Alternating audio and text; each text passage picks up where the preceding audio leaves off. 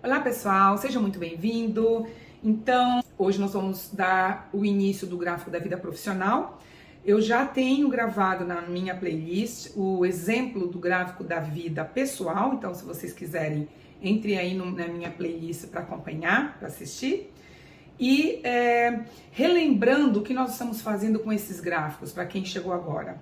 É um exercício que nós estamos fazendo para fazer um levantamento da nossa vida, sobre o ponto de vista, sobre um olhar minimalista.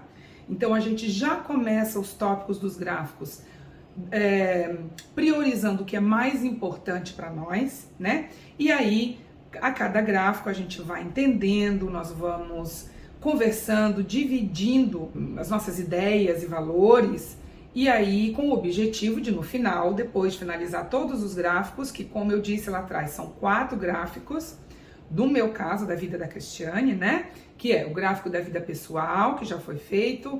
Agora nós vamos começar com o gráfico da vida profissional. Depois eu vou entrar no gráfico da vida social e por último da vida espiritual. Lembrando que todos esses 4 gráficos são gráficos da minha vida, não necessariamente devam ser os gráficos da vida de vocês, cada um vai ter um número de gráficos que achar melhor. O intuito é, no final, quando a gente terminar, nós vamos olhar, analisar, não é? Refletir sobre tudo que nós falamos e agir efetivamente na melhoria de cada tópico. Então, como é que a gente faz os gráficos? Para quem está aqui pela primeira vez.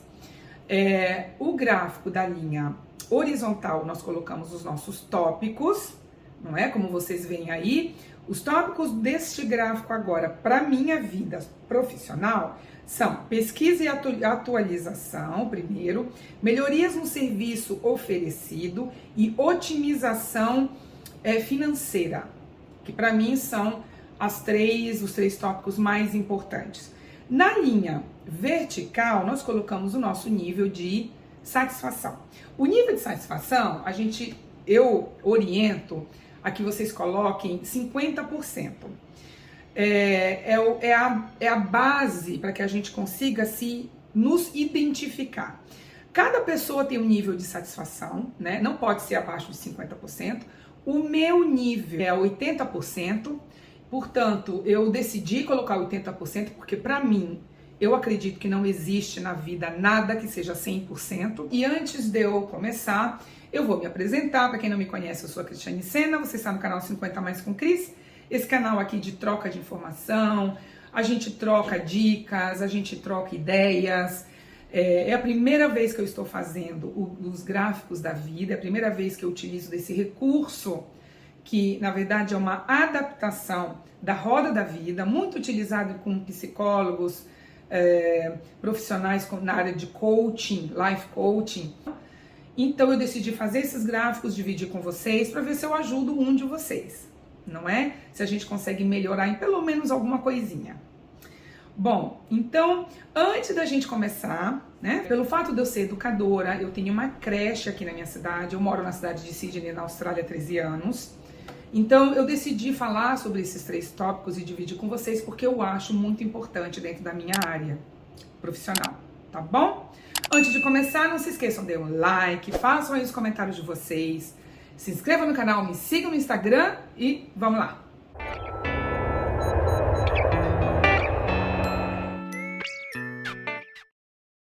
Pesquisa e atualização.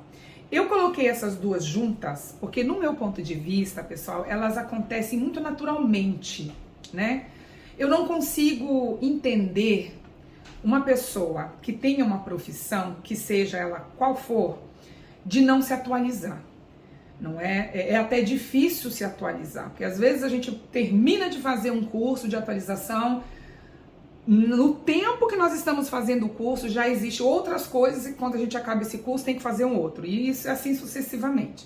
Então é muito difícil mesmo, né? A gente conseguir estar atualizado nessa velocidade do tempo, né, que a gente vive hoje em dia. Eu me interesso por tudo e qualquer detalhe que envolva esse mundo infantil. Então, a atualização, vamos começar a falar pela atualização. É algo que como eu sou registrada pela prefeitura, me auxilia em várias coisas. E uma das mais importantes é a atualização da legislação. A legislação aqui, não sei se no Brasil, referente às escolas, funciona da mesma forma. Todo ano nós temos que nos informar do que mudou. Então, se hoje existe um procedimento na hora de botar as crianças para dormir, que existem lá uns detalhes, por exemplo, os bebês nos berços, eles não podem ter nos berços nenhum tipo de lençolzinho ou coberta, eles têm que ter aqueles saquinhos de dormir que tem o zíper. Não posso colocar nenhum brinquedo, seja ele qual for, de pelúcia, nada. É só a criança dentro do saquinho e em cima de um colchãozinho com o lençol, né? O lençol do colchão. As crianças do chão, que já são as maiorzinhas, que não são as bebês, elas têm que dormir de uma certa forma. Os colchõezinhos, né, próprios para criança, e elas não podem dormir uma do lado da outra com a cabecinha na mesma orientação. Uma tem que dormir com a cabeça para o lado da frente e a outra com a cabeça para o lado oposto, né, a parte de trás. Então, existe uma distância que tem que ter entre uma criança e outra no chão. Então, tem todo um detalhe legal que, se um dia eu for fiscalizada pela prefeitura e eu não sigo esses detalhes, eu posso ser multada.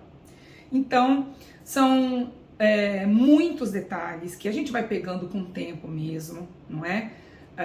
Como toda e qualquer profissão, a gente começa aprendendo e com os nossos erros nós vamos aprimorando. Então, o fato de eu ser registrada com a prefeitura, eu tenho esse benefício que para mim é maravilhoso. Outra vantagem é que eles fazem toda a divulgação dentro do bairro para mim, não é? Claro que existe um custo, né, gente? Pelo meu registro, eu tenho que pagar uma taxa para eles para isso. Mas é dessa forma que eu trabalho. Uma outra coisa que eles ajudam muito são esses cursos de workshops ou o webinar, que agora se fala webinar, que é o mais chique. Essas atualizações, eu vou falar para vocês das que são obrigatórias por lei, que são 3. A primeira atualização é os primeiros socorros, que é a cada 3 anos que eu preciso ter e fazer e comprovar e ter o certificado desse curso. O segundo curso, que é anual, é de ressuscitação cardiopulmonar, que a gente chama CPR. Esse é anual, eu preciso fazer anualmente. E o proteção infantil, que também é anualmente. Então, vou explicar um pouquinho cada um. Primeiros socorros são aqueles procedimentos que nós precisamos ter caso as crianças se machuquem, casos assim, corriqueiros, nada muito grave. Quando a gente passa a pensar nos casos graves, aí é o CPR, que é eu tenho que ler essa palavra que é difícil, ressuscitação cardiopulmonar, que aí é já saber utilizar todo o procedimento de ressuscitação, que envolve uma técnica específica. A gente trabalha também com casos mais graves, né? Casos graves de alergia, onde a criança fica toda roxa, não consegue respirar. Casos de amputação ou choques, né? Que a criança não consiga respirar por algum problema. Então, todos esses casos mais graves, nós temos que saber como agir aqui enquanto a ambulância não chega, tá?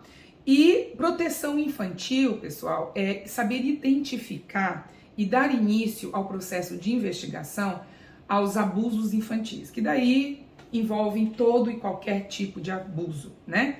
Desde falta de higiene, de cuidados básicos, abusos sexuais, abusos de violência física, né, ou violência emocional. Então, esses três cursos eu tenho que fazer obrigatoriamente dentro desses períodos aí. E então é algo que, apesar de eu gostar, de me interessar, né, muitas das vezes me choca ter as informações que eu tenho aqui, principalmente com relação à proteção infantil, onde eu espero que no Brasil seja assim, que eu acho que isso deve ser uma forma internacional de atitude, né? Nós sabemos identificar, se ainda que seja uma dúvida, eu tenho que fazer um report, né, que a gente chama, que é aonde nesse documento, que é um documento oficial, legal, eu coloco ali toda a minha identificação, como que eu vi, o que eu vi, em que circunstâncias eu vi, e passo para a prefeitura. A prefeitura é que vai se encarregar de fazer a devida investigação. Até onde eu sei, porque eu não posso dizer exatamente como isso é feito, até para a proteção das crianças, mas primeiro a prefeitura tem um primeiro momento de levantamento de dados, de investigação, e numa situação de realmente comprovação, é passado diretamente para uma investigação criminal, e aí já entra a parte legal. Como é feito isso, pessoal? Infelizmente eu não tenho como explicar pelo bem-estar das minhas crianças, não é? Além desses cursos de atualização, eu tenho feito alguns, e tem alguns tópicos aqui que eu gosto muito de fazer sempre que eu posso, repetitivamente.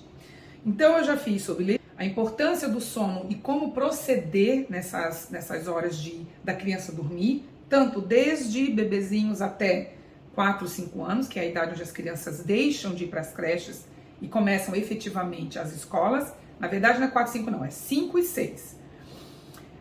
As atividades, né, atividades mais modernas, mais criativas, atividades educacionais mesmo, e o relacionamento com os pais. A pesquisa, pessoal, eu acho que vem automaticamente. Como é o que eu amo fazer, então tudo que acontece na vida das minhas crianças eu quero saber. Claro, existe toda uma forma aí da gente delicadamente tirar essas informações dos pais, né? Eu tenho estudado e pesquisado sobre a gastroenterite, que é um vírus que agora começa a transição para o inverno. Os vírus começam a aparecer nas creches, né? Aqui já começou, o vírus da gastroenterite está bombando. Eu estudo muito sobre a eczema, que é essas feridinhas, né? Essa alergia da pele que abre feridas e que chegam até a sangrar muitas das vezes. Tem um outro caso de TDAH, né, que é o transtorno do déficit de atenção e hiperatividade. E existe também a estratégia de uma educação voltada e personalizada para o tipo dessas crianças. Eu sempre procuro ir atrás de informações, né? A questão da violência infantil, agora que é o que está mais chamando a atenção, acho que não só a mim, como no mundo. Um dos meus pais, ele é advogado e ele trabalha especificamente com violência infantil. E a gente estava conversando o outro dia, eu fiquei chocada com um monte de coisa, né? Então é isso, minha gente. Analisando, né, tudo isso que eu tenho feito e que eu pretendo fazer, esse gráfico, então, eu posso dizer que hoje o meu nível de satisfação já está a 75%. O que eu preciso é ter uma constância e ser um pouco mais disciplinada, né? E aí é isso. Coloquem aí as informações que vocês quiserem nos comentários, deem um like, se inscrevam no canal, que é muito importante para o meu trabalho, e me sigam lá no Instagram, tá bom? Então, um beijo, até o próximo vídeo. Tchau, pessoal!